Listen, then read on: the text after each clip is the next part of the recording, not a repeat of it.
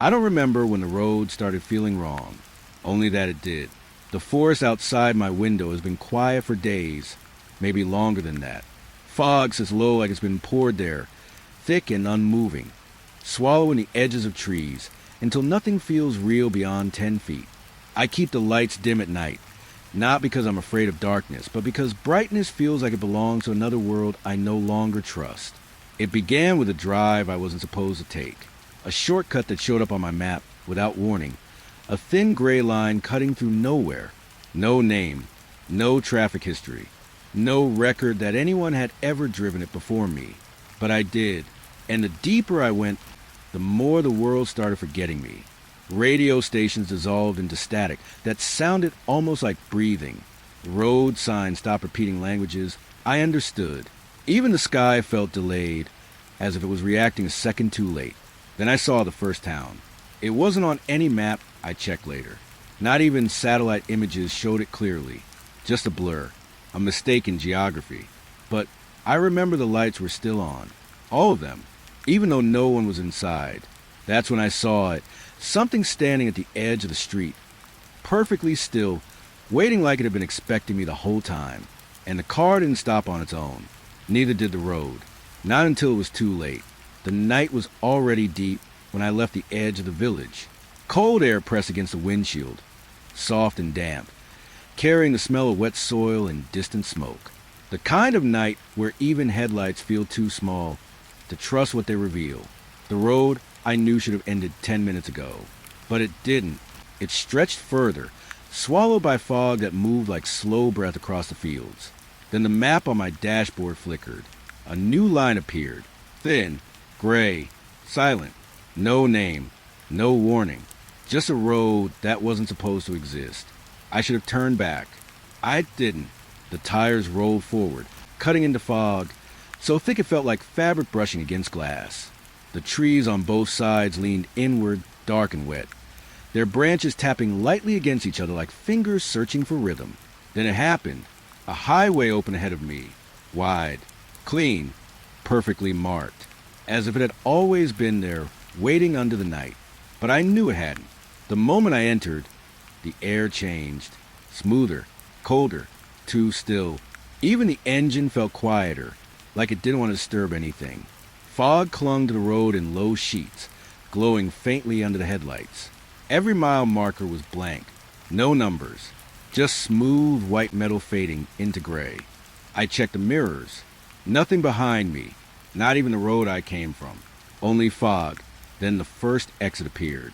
A sign stood on the right side, half hidden in mist. No text, just an arrow pointing into darkness between two hills. I passed it.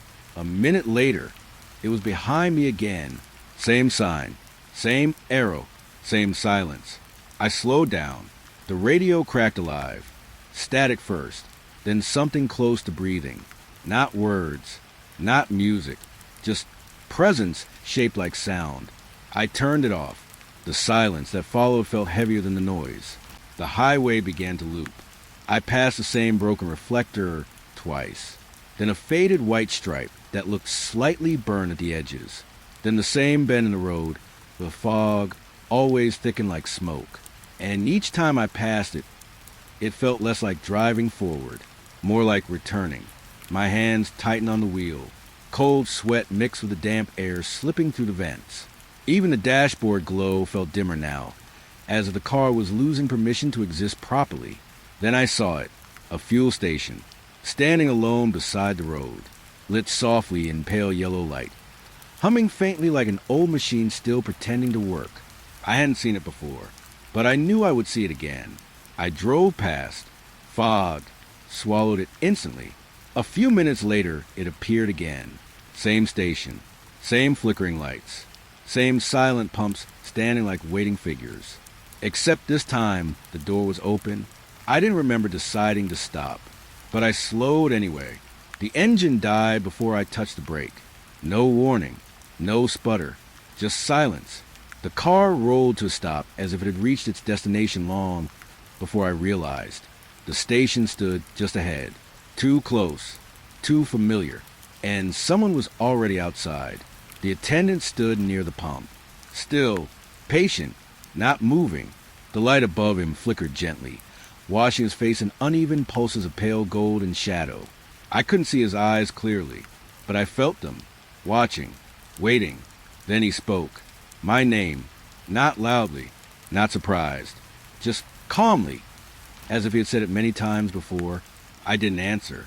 My throat felt tight, dry, unfamiliar. He tilted his head slightly, like he was listening to something I couldn't hear. Then he said it again, slower this time, like correcting a memory. My name. The wind moved through the empty station, soft rustling through paper signs that had no words. The hum of electricity filled the air, steady and low, like breathing through wires. I stepped out of the car. Without realizing I had opened the door, the ground felt damp, not wet, just recently remembered rain. The smell of fuel mixed with something older, like metal left in cold air for too long. The attendant didn't move closer. Didn't need to. The distance between us already felt gone.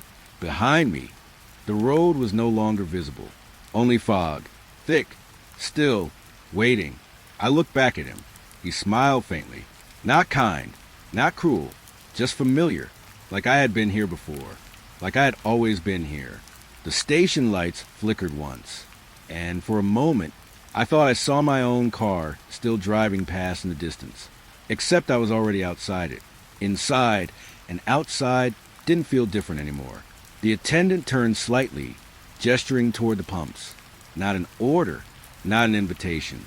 More like continuation. The road behind me didn't matter anymore. It had already stopped responding. And the fog, it felt closer now. Closer than before. Closer than it should have been. As if it was learning my shape. The morning reached Hollow Creek, without sunlight at first. Just a pale gray spread across broken rooftops and empty streets. Cold and damp like breath held too long. The air smelled faintly of wet wood and old electricity, as if the town had been left powered on but forgotten. I stepped out of the car slowly. The gravel under my shoes felt too soft, like it had been walked on too many times without ever being replaced. Everything was still, not peaceful, just paused. A wooden sign stood near the entrance road. Hollow Creek was carved into it. Fresh paint, no dust, no decay. Below it, no population listed. Only a blank space where numbers should have been. The street ahead stretched perfectly straight. Houses lined both sides, their windows glowing with steady, unnatural light. Every lamp was on, every curtain slightly open. But there were no people, only presence without bodies. A television flickered in one living room window. Static filled the screen, shifting like it was trying to become speech.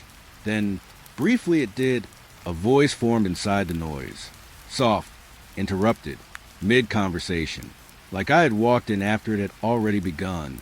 I didn't recognize the language of silence it spoke in, but it felt familiar anyway. Footprints marked the street, dozens of them, barely visible in the damp dust, leading from the road into each house. Doorways slightly open, every single one. No prints came back out. The wind moved through Hollow Creek in slow waves. It brushed against hanging mailboxes, making them tap softly against metal posts. A rhythm without source. A habit with no owner.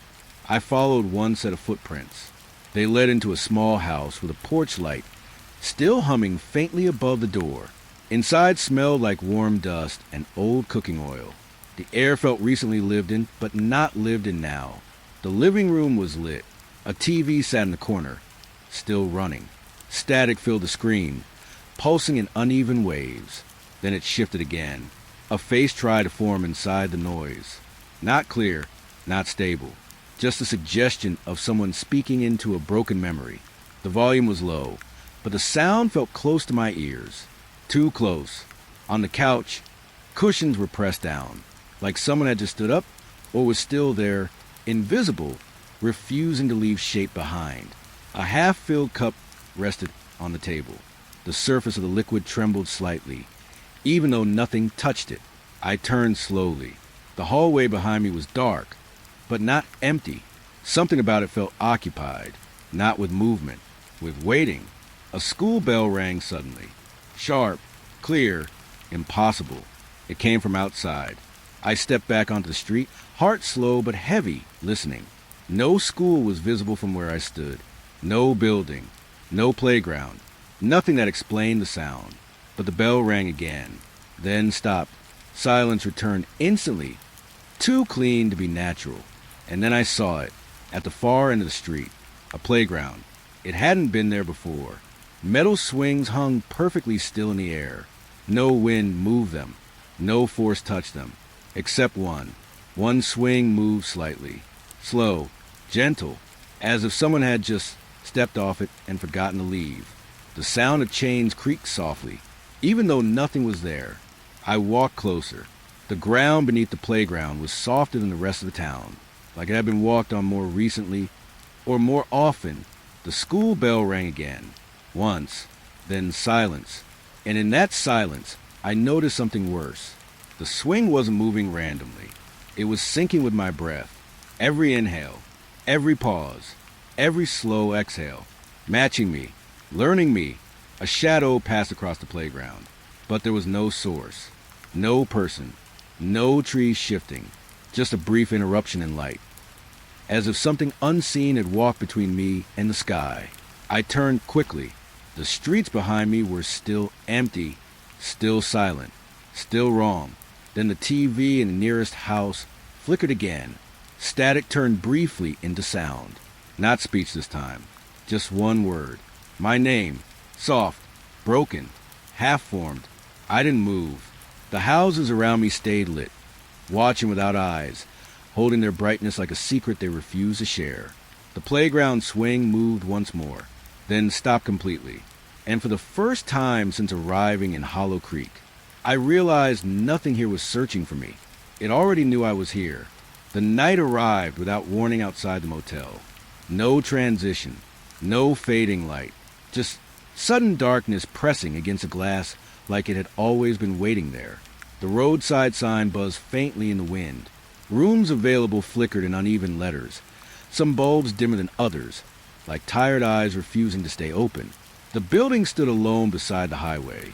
2 floors, long hallway windows, pale yellow glow leaking through thin curtains. It looked ordinary at first glance, but nothing about it felt temporary, not even the air. The gravel crunched softly under my steps as I approached the entrance. Each sound echoed too long, stretching into the silence behind me like it didn't want to end. The glass door slid open before I touched it. A slow mechanical hum followed, almost like a sigh.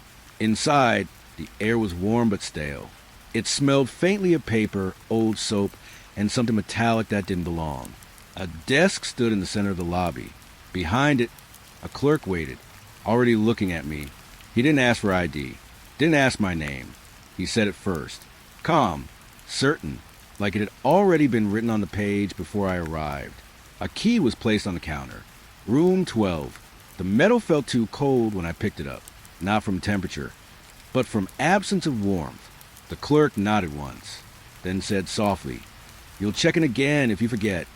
I didn't understand what that meant, but I kept walking anyway. The hallway stretched longer than it should have. Lights buzzed overhead, each one slightly delayed, as if reacting after I passed beneath them. Room doors lined both sides. Every few steps, I noticed something unsettling. The carpet changed, not in color, in age. Some sections looked newer, almost fresh. Others looked worn, frayed, like they had already been walked on for years. I stopped in front of room 12. The key slid into the lock easily. Too easily. The door opened without resistance. The room was simple. Bed, chair, lamp, small television, mounted in the corner. But everything inside felt slightly off-center, like the room had been arranged by memory instead of reality. The mirror on the wall reflected me a moment late. I moved, then it moved, a fraction behind. A delay that made my skin tighten without explanation. The bed sheets were already slightly indented, like someone had been sitting there waiting for me to arrive. I set my bag down. The lamp flickered once. Then the door behind me closed on its own. Not slammed, not forced, just finished. The television turned on without sound. Static filled the screen in slow pulses, like breathing trapped inside glass. Then the room phone rang. Once, Twice. I didn't answer. The ringing stopped anyway. I turned. The door was still closed. But the sound came again, closer now, from inside the room. I looked at the mirror. My reflection stood exactly where I stood, but its eyes were not delayed anymore. They were watching first. I stepped back toward the door. The handle didn't move. It felt heavier than before, like it had gained weight just by being touched. Behind me, the mirror shifted slightly. My reflection was still there, but now it was sitting on the bed. Even though I wasn't, the lamp flickered again, and in that flicker, I saw it. Another version of me standing at the front desk, receiving a key, listening to the clerk say my name. The hallway outside began to hum. Not loud, not sharp, just constant, like the building was remembering how to breathe. I opened the door again.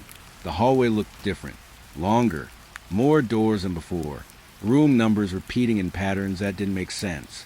12, 12, 12, 15, 12. A soft voice echoed from somewhere behind me. My name again. Patient. Familiar. I stepped forward, and the carpet beneath my feet felt older than before. The air changed slightly with every step. Warmer, heavier, more familiar. At the end of the hall, the lobby light flickered into view again. The clerk was there, watching, waiting. The key was already on the counter. Room 12. Again, and I understood slowly without needing explanation. I had never left. The road into the town felt too smooth for something so forgotten.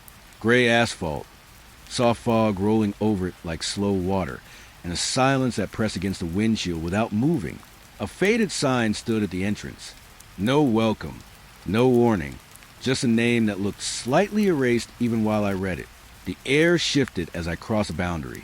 Not colder, not warmer, just less anchored, like something important had been removed. The first person I saw was at a gas pump, a man in a worn jacket, hands resting loosely on the nozzle, staring into nothing. I stepped closer. He turned. His eyes met mine, and he smiled, like he knew me. "Long drive today?" he asked.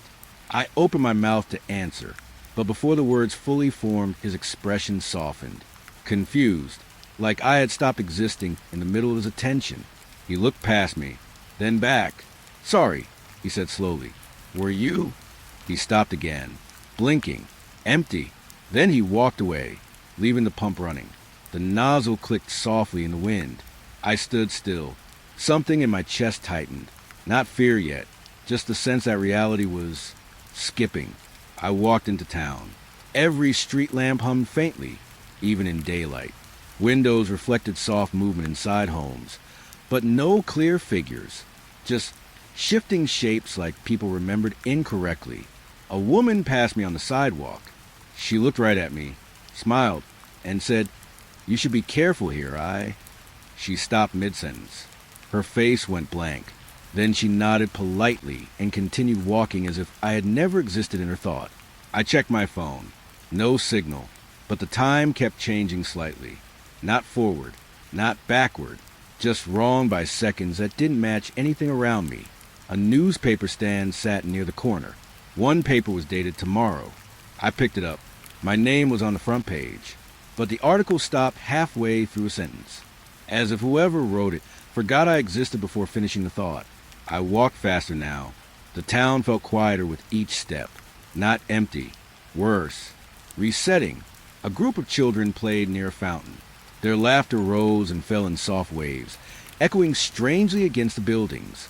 One of them ran past me, stopped, looked up. "Hey, mister, do you?" He froze. His eyes drifted slightly. Then he smiled at nothing and ran back to the others. Like the moment I entered his awareness, it broke.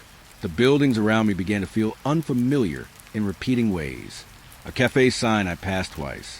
A cracked window I had already seen. A lamppost with peeling paint shaped like a memory I couldn't place. I turned a corner and saw myself standing across the street, but not moving, just watching, or waiting. Then it was gone, or maybe I was. A voice called out behind me. "Excuse me." I turned quickly. A man stood there, holding a folded newspaper. He looked relieved, like he had finally found what he was searching for. "You're," he started, then stopped, his brows furrowed. Confusion replaced recognition in slow motion. "Sorry," he said quietly. "I think I forgot what I was saying." He laughed once, then walked away, still holding the newspaper, still looking for something he could no longer remember. The town grew quieter, not in sound, in continuity. Everything felt like it was struggling to stay aware of me for more than a few seconds at a time. Even the wind seemed distracted. Even the shadows hesitated before following objects. I reached a bench near the center square, sat down, waited. A clock above the town hall ticked steadily, but its second hand paused sometimes, as if it forgot how time worked. A final moment of clarity came when I noticed something simple. Every conversation I had witnessed ended the same way, mid-thought, mid-recognition, mid-existence, as if the town could not hold on to me long enough to finish building who I was. I stood again, looked around. The people were still there, moving, living, forgetting, and I realized something worse than emptiness. They weren't ignoring me. They were losing me, every second, all at once. And I wasn't sure anymore if I was staying in their town, or if I was being erased from it. The drive continued long after the town that forgot me faded in the rear-view mirror. Fog clung to the highway again, soft and pale, swallowing distance like it was never meant to be seen clearly. The car felt too quiet, not broken, just listening. It started with the radio. A soft crackle came from the dashboard without warning. Static filled the speakers, low and steady, like something waking up slowly. I reached to turn it off, but the sound shifted before my hand touched the dial. Not music, not signal, something closer to thought. A voice formed inside the static, not spoken out loud, not carried through air. It felt like it was already inside me, only now finding a way out. A phrase I had not said, not even fully formed in my mind. Yet there it was. Soft, clear, too close. I froze. The road ahead stayed empty, but the car no longer felt empty. The radio spoke again. This time it wasn't guessing. It was waiting. A thought I hadn't finished earlier in the day, completed by something else. My breath slowed without permission. I turned the volume down. The voice did not change. It simply followed me lower, like it lived beneath the dial. The static shifted into rhythm. Not random anymore. Structured, like breathing matched a memory. Then a song began to form underneath it. Faint at first. Broken. A melody I recognized before I could place it. Something from a time I had never shared with anyone. A moment I had never told out loud. Yet it played anyway. The highway bent slightly ahead. No traffic. No lights. Only fog stretching into silence. And inside that silence, the radio spoke again. Not to me. Through me. Another thought surfaced, uninvited. A worry I had buried deep enough to forget it existed. And the radio answered it immediately, calmly, as if it had always been part of the conversation. I turned the radio off completely. The button clicked. The screen went dark. For a moment, nothing. Only engine hum and road wind slipping past windows. Then the silence changed. It wasn't empty anymore. It was attentive. A faint voice returned anyway. Not from the speakers this time. From everywhere at once. From the space between thoughts. It repeated something I had only just begun to wonder. A question I hadn't asked out loud. And it answered itself before I could finish forming it. My grip tightened on the steering wheel. Cold sweat gathered under my fingers. The car felt smaller, like there was less room inside it for me. The radio flickered back on without touch. Static first, then clarity. The voice spoke again. Not louder, not closer, just more certain. It used my tone, my pacing, my pauses. It sounded like me thinking after forgetting I was alone. I tried to focus on the road, on anything real. The white lines blurred slightly in the fog, repeating in steady rhythm. But even those felt echoed, as if the road itself had heard my thoughts before I reached them. The radio whispered something softer now, a memory I didn't recognize at first, then did. A detail I had never told anyone, not even myself in full. It described it perfectly anyway. I pulled the car slightly off the road, engine still running, headlights cutting weak circles into fog that felt thicker than before.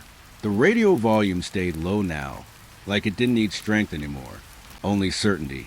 I leaned back slowly and realized something unsettling. The radio wasn't reacting to me. It was ahead of me, predicting pauses I hadn't taken yet, finishing thoughts I hadn't fully decided to think, like my mind was no longer private, only delayed. The final thing it said was not a sentence I recognized. It sounded like an emergency broadcast. Calm, measured, almost kind. But it used my voice again, and it said something simple. Something I couldn't stop hearing even after I turned the key halfway off. It said, "You were always going to listen." The car continued rolling forward slightly in neutral. Not fast, not uncontrolled, just patient, like it knew the road ahead better than I did. And for the first time since leaving home, I wasn't sure which thoughts were mine anymore. The forest appeared after the highway ended. No sign, no warning, just trees rising suddenly on both sides like they had been standing there the entire time, waiting for me to notice. Fog hung low between trunks. Wet bark, cold air, and the soft smell of soil filled everything around me. I stepped out of the car. The silence was immediate, not peaceful, intentional. The first blink felt normal. Then I opened my eyes again, and the path had shifted. The road behind me was no longer straight. It bent slightly to the left where it hadn't before. The trees were closer to, or I was. I walked forward slowly. Each step felt watched by something between the branches. Leaves barely moved, but the air around them felt repositioned. I blinked again. The path split. Two trails now. One narrow, one impossibly wide. Neither looked unfamiliar. That was the problem. Behind me, something crunched softly. I turned. Nothing. Only footprints in wet soil. But they were not mine. They were walking backward.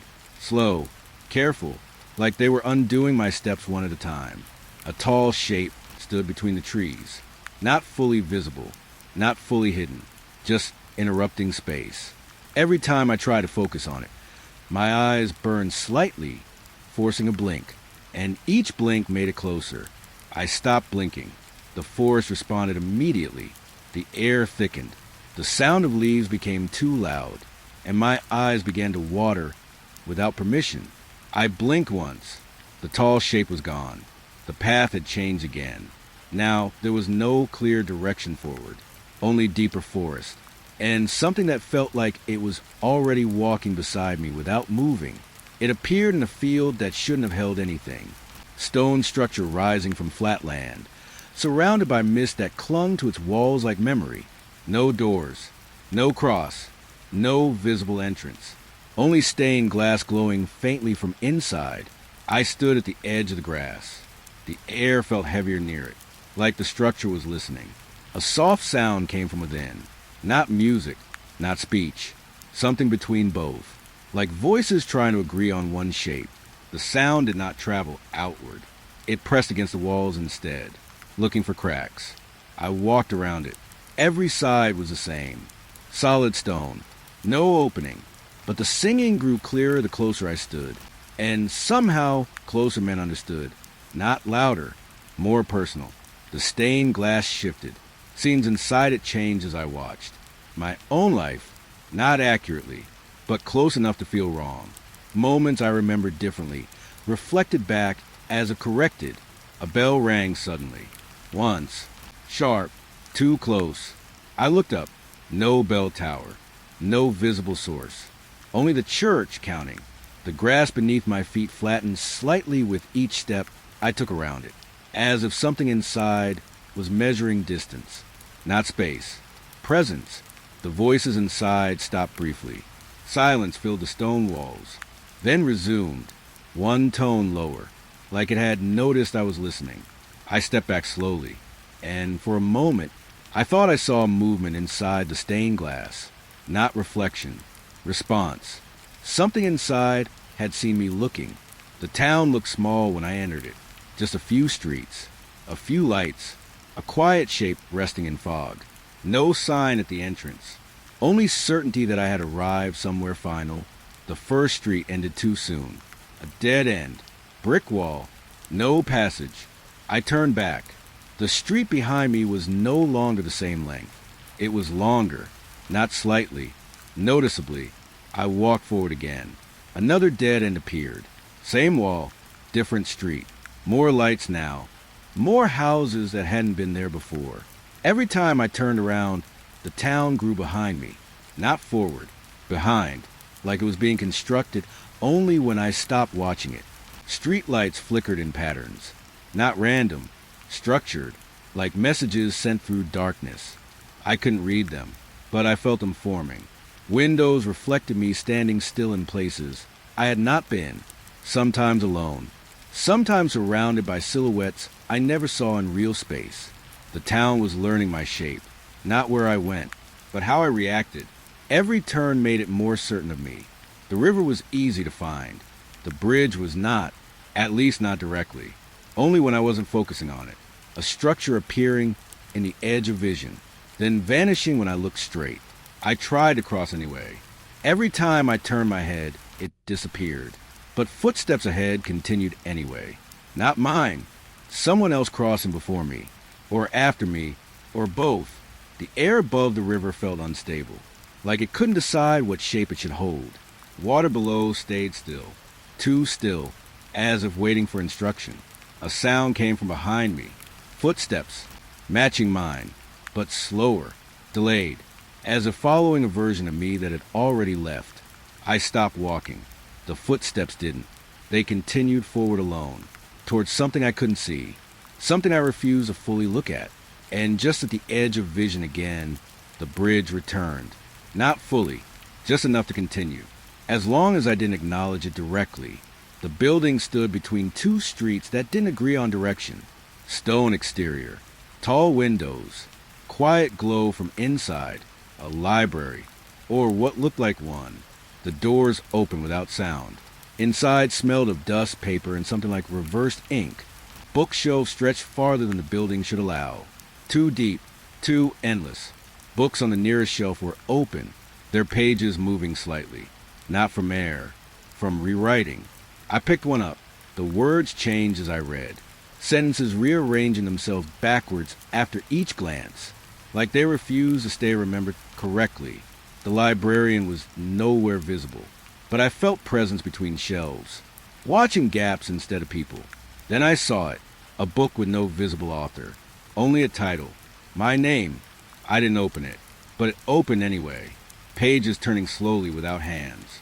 And I realized the story inside was already changing as I stood there, because I was reading it wrong.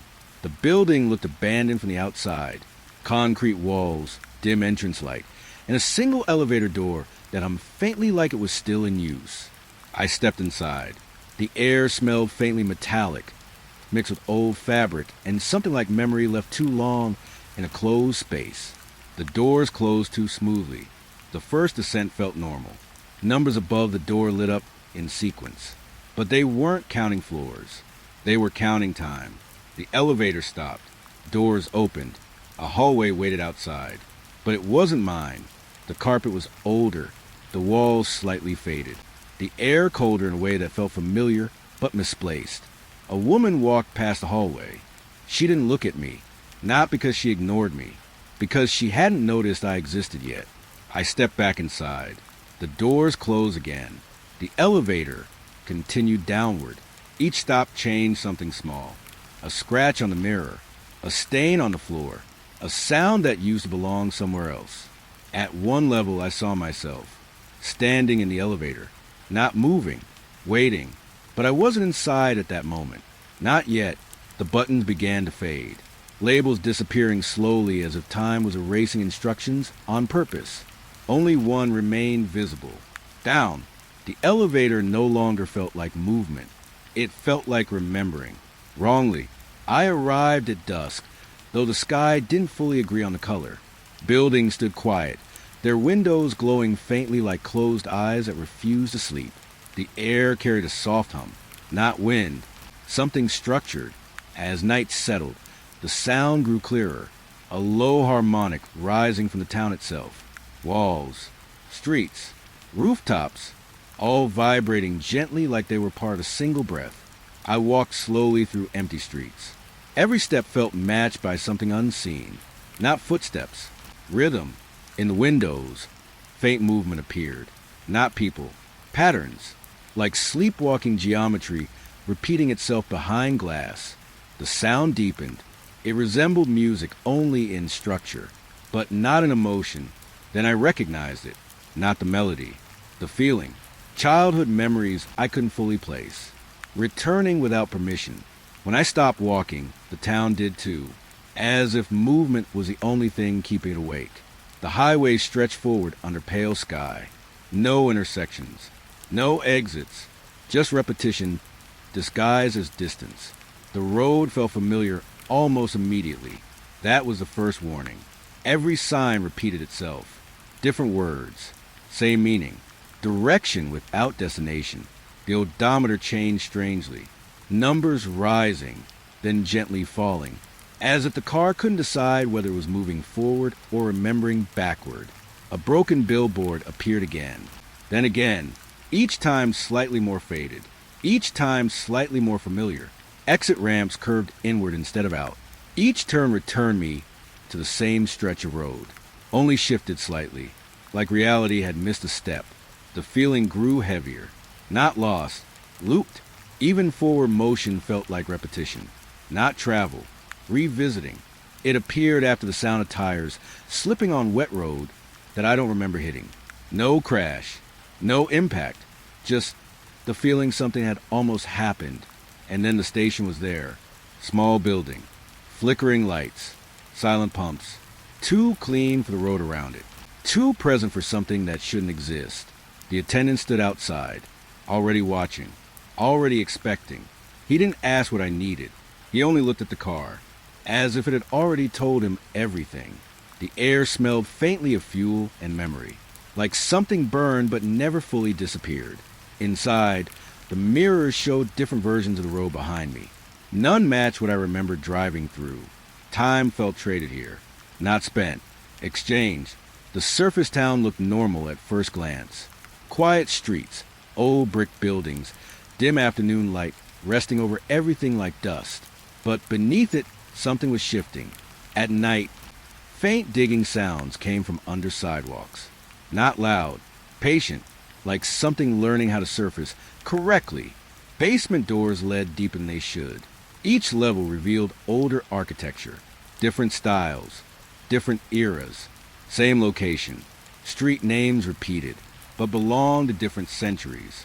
As if time had stacked itself incorrectly here. Figures moved upward through floors sometimes, not climbing, rising, like gravity had changed its mind. The deeper I looked, the less stable the town felt, not collapsing, layering, and somewhere beneath everything, something kept repeating my footsteps back to me. The road opened into empty land where the horizon felt too wide to trust. No trees, no buildings, just flat silence stretching under sky that felt slightly too close. Then the sky vanished, not faded, turned off. Everything went black for a moment. No stars, no clouds, no moon, only presence without light. Even sound disappeared, as if the world forgot how to continue existing. When the sky returned, it looked different. Stars rearranged themselves like they had been moved by unseen hands. The pattern felt almost intentional, almost familiar. Birds that had been mid-flight hung motionless for a fraction of time, then continued as if nothing had stopped them, except something had. Something always had. The blackout happened again, shorter this time, sharper, like blinking was becoming faster, less optional, and in those brief absences, something else felt awake. Not seen, only noticed after. The house stood alone at the end of a dirt road. Paint faded in uneven patches. Windows reflecting a version of daylight that didn't match the sky. I stepped inside. The air smelled like old wood and rewritten history. Rooms shifted subtly as I moved. Doorways no longer aligned with memory. Furniture felt misplaced in ways I couldn't explain. Photographs on the walls showed faces that didn't belong together. Family scenes almost correct, but slightly wrong in every detail that mattered. The walls whispered softly. Not words. Contradictions. Different versions of the same story told at once. A door open where no door had been before. Behind it, another version of the house. Older, worn differently, remembering something else. The house wasn't decaying. It was correcting itself. Wrongly, the train appeared without announcement. No station platform. No crowd. Just doors opening into empty air. I stepped inside without deciding to. The seats were already occupied, but no one was visible unless I looked slightly away. Then shapes appeared, then disappeared. The train moved without sound. Only motion, only certainty. Announcements echoed through the carriage. Names of places I had never heard before. Places that felt like they had been removed from maps. Reflections in the window showed more passengers than the carriage contained, sitting where nothing physically existed. And no one remembered boarding. Not even me. The town looked normal under afternoon light. But shadows behaved incorrectly. Always delayed. Always wrong. A man walked across the street. His shadow followed 3 seconds later, like it was remembering how to copy him. Some shadows moved without their owners, crossing sidewalks independently, pausing where no body stood. Streetlights cast shapes that didn't match what stood beneath them, as if light had been told different instructions. At night, shadows gathered in corners, not hiding, waiting. One shadow stood still longer than all others, even though its owner kept moving. And for the first time, the delay felt intentional. The diner sat beside the highway like it had always been there. Neon sign flickering softly, spelling a name that never stayed consistent for long. Inside, the air was warm but stagnant, like time forgot to circulate. Staff moved behind the counter, repeating the same gestures, cleaning the same surface that never became cleaner. Menus changed while reading them, words shifting just slightly every second. Nothing staying stable long enough to choose. Clocks on the wall ran backward, but no one reacted to it, as if direction had stopped matching here. Customers sat at tables, food never arriving, yet no one stood up, no one left. Outside, time felt different. Inside, it felt negotiated. And somewhere between bites that never came, the diner kept serving the idea of being fed. The town looked peaceful at dawn. Soft orange light spread across rooftops, touching windows that held still like closed eyes waking slowly. Birds began to call. Then everything stopped. The first sunrise felt normal. Warm air, quiet streets, a faint smell of wet stone from the night before. But something in the motion of the town felt rehearsed, like it had already happened once. A bottle rolled off a porch. It hit the ground, shattered softly, and then the glass pulled itself back together. Not quickly, not dramatically, just returning. The morning reset without warning. The bottle was whole again. The porch was clean. The air slightly different, like it had forgotten what it just carried. People in the distance repeated small actions. A man lifting a newspaper twice. A door closing and reopening on its own. A laugh repeating without source. Only I remember the first version. And even that memory felt unstable, like it was trying to rewind inside me too. A woman passed by. She looked at me, paused, then smiled like she had already done it before. Because she had. I watched the sun rise again.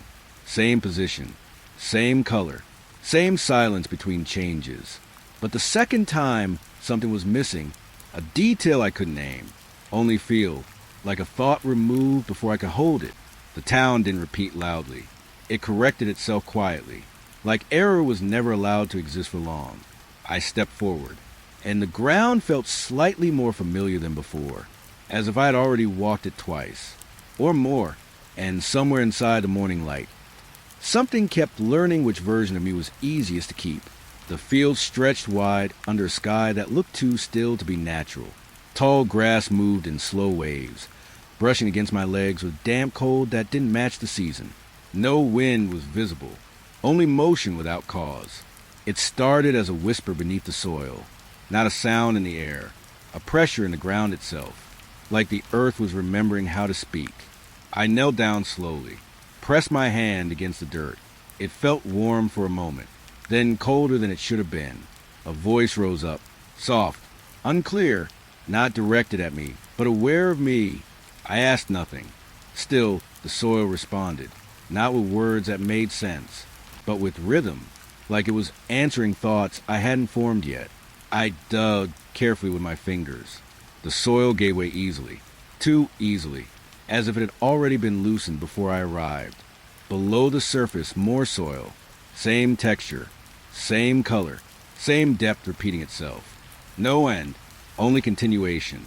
The voices changed as I went deeper, sometimes closer, sometimes farther, sometimes sounding like they were speaking from inside my own breath. I stopped digging, but the voices didn't stop. They waited instead, patient, listening upward. The wind returned briefly, but only above ground. Below, everything stayed still, too attentive, and for the first time, I wasn't sure if I was listening to the earth, or if it had already started listening through me. The road ended near a place that looked unfinished. No signs, no boundary, just a quiet stretch of land where the air felt slightly heavier, like it was holding its breath. I noticed the first reflection in a shallow puddle near the roadside. Not the sky above it, but something else. Buildings, dim lights, movement that didn't match the empty field around me. I looked up. Nothing, only grass, still and empty, stretching into silence. But when I looked back down, the town was there again. Clearer this time, sharper, like it was waiting for me to look the right way. I knelt slowly beside the water. The surface trembled faintly, though nothing touched it. In the reflection, people walked through streets that did not exist above ground. Their shapes blurred slightly unless I focused directly on them. Then they became real again. A shop window appeared in the reflection. Inside it, I stood, not here, there, waiting without movement, watching something I couldn't see from where I was standing. The air above the puddle felt colder than everything else around me, like the reflection had its own weather, its own silence. I reached toward it.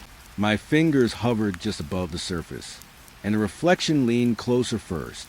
For a moment, there was no resistance, no separation, only depth pretending to be glass. My hand broke through, and the world shifted. Sound changed immediately, not louder, closer, like everything was speaking directly into my bones instead of the air. I stepped forward without deciding to. The surface accepted me like it had been expecting this exact moment. Now I was inside it. The town was not upside down. It was simply different. Dimmer in places where the real world had brightness. Brighter in places where nothing should have been visible. People moved through streets with no awareness of the world above them. Or maybe they had already stopped believing it mattered. Their eyes flickered with reflections of reflections, never settling on one version of reality. A bus passed slowly. No sound of engines. Only motion. Inside the windows, passengers sat still, except when I wasn't looking. Then they changed positions slightly, like memory correcting itself mid-thought. I turned toward a storefront. My reflection stood inside the glass again, but now it was closer, watching me back. Not delayed, not uncertain.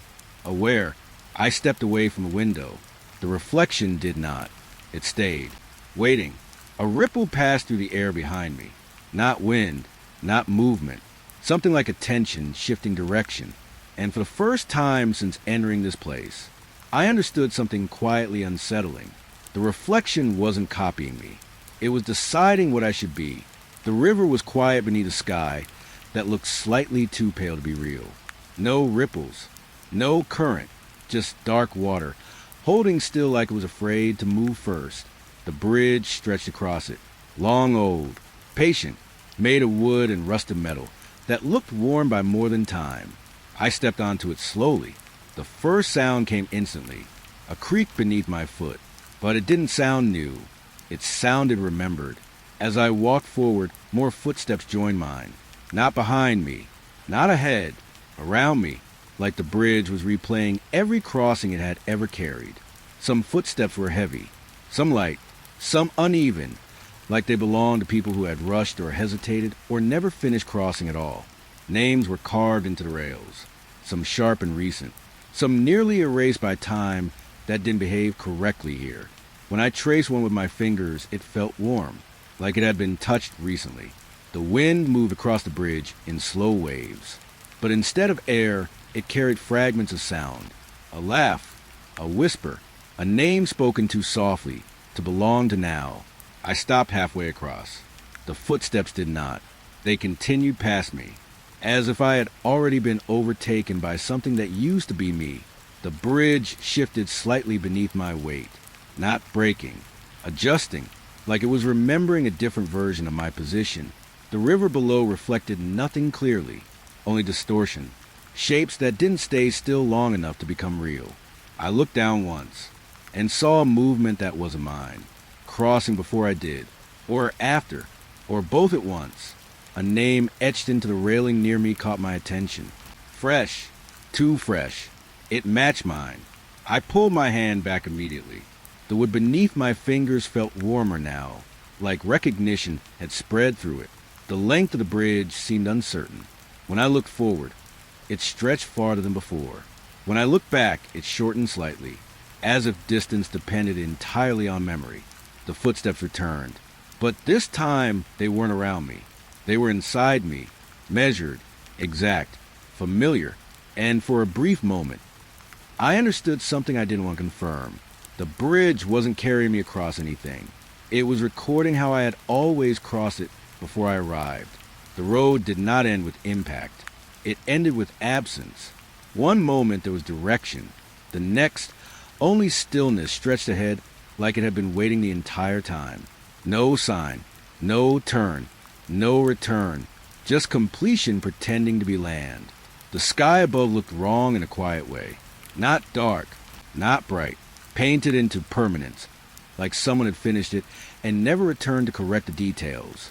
Even the light felt fixed, unmoving. I stepped forward once. The ground didn't respond like ground. It responded like memory, familiar underfoot, even though I had never been here before. Around me, everything pointed inward. Roads, paths, broken trails, slowly curving toward a center that didn't exist in distance, only in certainty. Maps in my mind began to fail, not tearing or disappearing, simply refusing to hold shape. Lines softened into meaningless traces the moment I tried to follow them. The wind didn't move here. It hovered, like motion had been decided unnecessary.